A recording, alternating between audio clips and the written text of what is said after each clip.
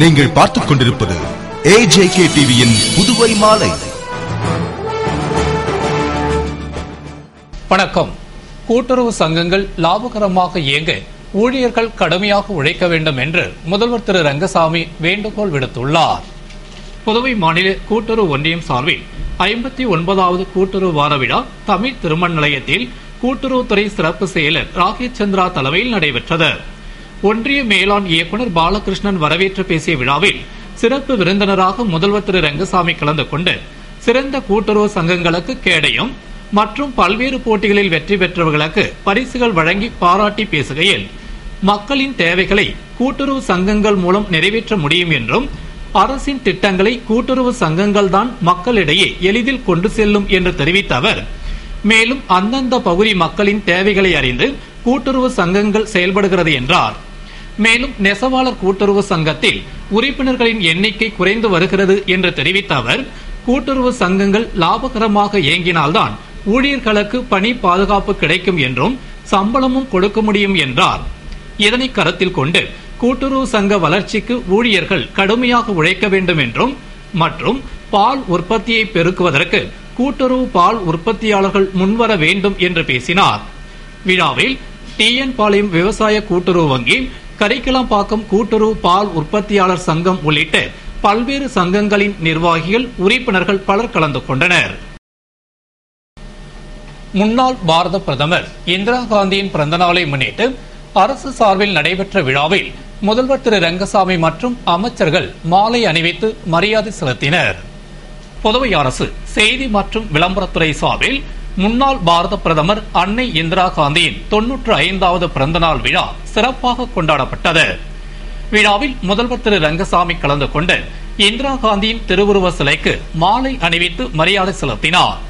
தொடர்ந்து அமைச்சர்கள் திரு தியாகராஜன், திரு ராஜவேலு, திரு பன்னீர்செல்வம், சட்டமன்ற உறுப்பினர்கள் வைத்தியநாதன், நேரு, கார்த்திகேயன், TPR செல்வம், தமிழ்ச்செல்வன், தலைமை செயலர் சத்தியவதி, வாரிய தலைவர்கள் மற்றும் அதிகாரிகள் மாலை அணிவித்து மலர் தூவி மரியாதை செலுத்தினர். இதனை அடுத்து முதல்வர் திரு ரங்கசாமி தேசிய ஒருமைப்பாட்டு உறுதிமொழியை வாசிக்க அதனை அனைவரும் ஏற்றுக்கொண்டனர்.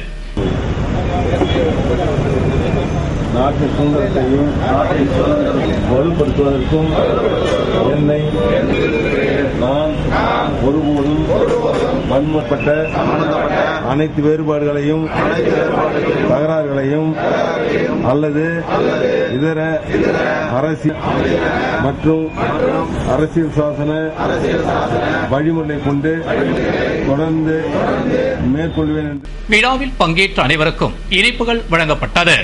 அதேபோன்று NR காங்கிரஸ் கட்சி அலுவலகத்தில் நடைபெற்ற முன்னாள் பாரத பிரதமர் அன்னை இந்திரா காந்தியின் பிறந்தநாள் விழாவில் அலங்கரிக்கப்பட்ட இந்திரா காந்தியின் திருவுருவ படத்திற்கு முதல்வர் திரு ரங்கசாமி, அமைச்சர்கள் திரு ராஜவேலு, திரு தியாகராஜன், திரு பன்னீர்செல்வம், துணை சபாநாயகர் TPR செல்வம், சட்டமன்ற உறுப்பினர்கள் திரு வைத்தியநாதன், திரு நேரு, திரு கார்த்திகேயன், திரு தமிழ்ச்செல்வன் மற்றும் வாரிய தலைவர்கள் மலர் தூவி மரியாதை செலுத்தினர்.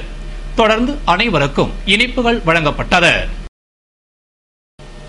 புதுவை நலத்துறை அமைச்சர் அலுவலகத்தில் பேரவை ஆலோசனை குழுவின் முதல் கலந்தாய்வு கூட்டம் அமைச்சர் திரு ராஜவேலு தலைமையில் நடைபெற்றது. புதுவை நலத்துறை அமைச்சருக்கு ஒதுக்கப்பட்ட துறை சம்பந்தமான பேரவை ஆலோசனை குழுவின் முதல் கலந்தாய்வு கூட்டம் நல மற்றும் சுற்றுலாத்துறை அமைச்சர் ராஜவேலு தலைமையில் நடைபெற்றது. சட்டமன்ற உறுப்பினர்கள் TPR செல்வம், அங்காளன், கல்யாண சுந்தரம், நேரு, நாஜிம், வாரிய தலைவர்கள் பாலமுருகன், ரேவதி பர்குணம், துறை செயலர்கள், அதிகாரிகள் பங்கேற்ற கூட்டத்தில் மக்களை சமூக மற்றும் பொருளாதாரத்தில் மேம்படுத்தவும், கல்வி, சுகாதாரம் மற்றும் வழிப்பிடங்களில் அடிப்படை வசதிகளை ஏற்படுத்தவும், ஆதிதிராவிடர் வசிக்கும் பகுதிகளில் இலவச வீட்டுமனை வழங்கவும், குறிப்பாக குடிசையில்லா மாநிலமாக புதுவையை மாற்றுவது குறித்து ஆய்வு செய்யப்பட்டது மற்றும் மாற்றுத்திறனாளிகள் எதிர்கொள்ளும் பிரச்சனைகள் மற்றும் தனியார் தொழிற்சாலை தொழிலாளர்களுக்கு ஏற்படும் பிரச்சனைகளுக்கு மாற்று தீர்வு ஏற்படுத்துவது குறித்து ஆலோசிக்கப்பட்டது. மக்களின் தேவைகளை உணர்ந்து திமுகவால் மட்டுமே நல்லாட்சி தர முடியும் என்று மங்களம் தொகுதியில் நடைபெற்ற திமுக நிர்வாகிகள் கூட்டத்தில் மாநில அமைப்பாளர் MA சுப்பிரமணியன் பேசினார். புதுவை மங்களம் தொகுதியில் அரியூர், பங்கூர், ஆனந்தபுரம் ஆகிய பகுதிகளில் உள்ள திமுக இளைஞரணி நிர்வாகிகள் உடனான ஆலோசனை கூட்டம் நிர்வாகி ராமு தலைமையில் தலைமை பொதுக்குழு உறுப்பினர் பழனி, தொகுதி இளைஞரணி நிர்வாகிகள் முருகன், மாசிலாமணி, ஐயப்பன் உள்ளிட்டோர் முன்னிலையில் நடைபெற்றது.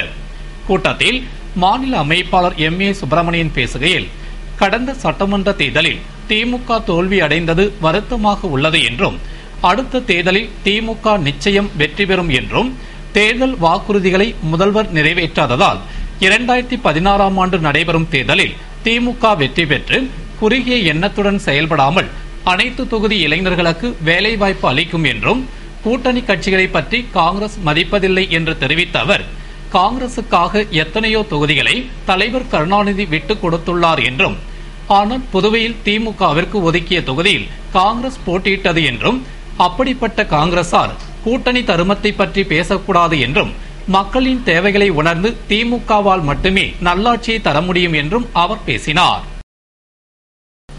வனவிலங்குகள் மற்றும் பறவைகளை வேட்டையாடுபவர்கள், துன்புறுத்துவர்கள் மீது கடும் நடவடிக்கை எடுக்கப்படும் என்று வனத்துறை அதிகாரி எச்சரித்துள்ளார்.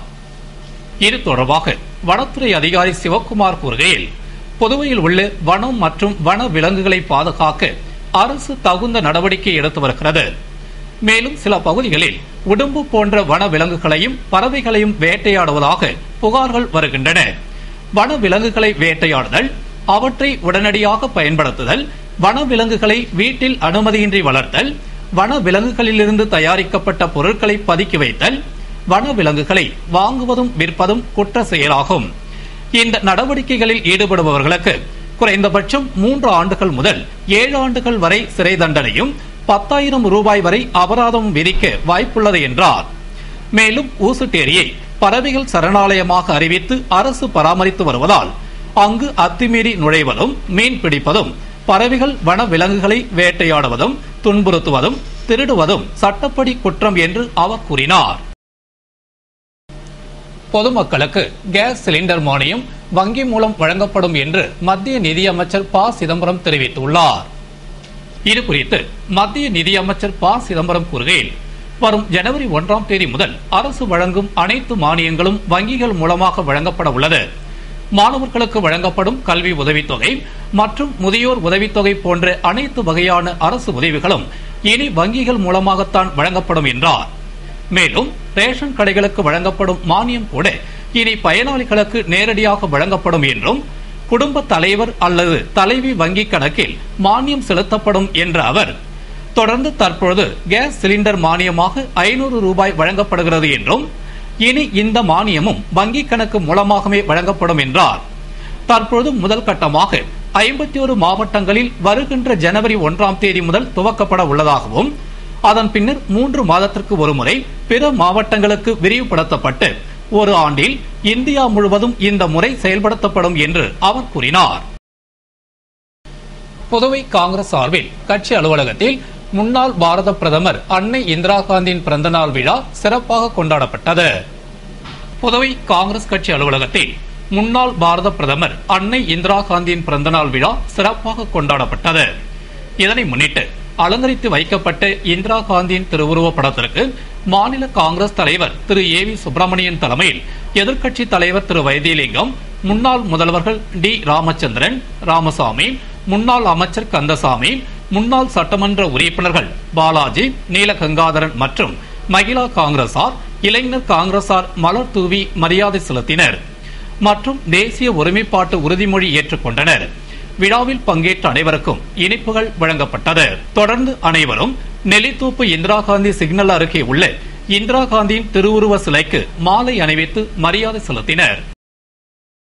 புயல் சின்னத்தால் புதுவை கடலில் கொந்தளிப்பு ஏற்பட்டுள்ளது. மேலும் துறைமுகத்தில் 1ஆம் எண்கூண்டு ஏற்றப்பட்டுள்ளது. வங்கக்கடலில் கடந்த 17ஆம் தேதி உருவான காற்றழுத்த தாழ்வு நிலை ஆழ்ந்த காற்றழுத்த தாழ்வு மண்டலமாக மாறி தற்போது புயல் சின்னமாக மாறியுள்ளது.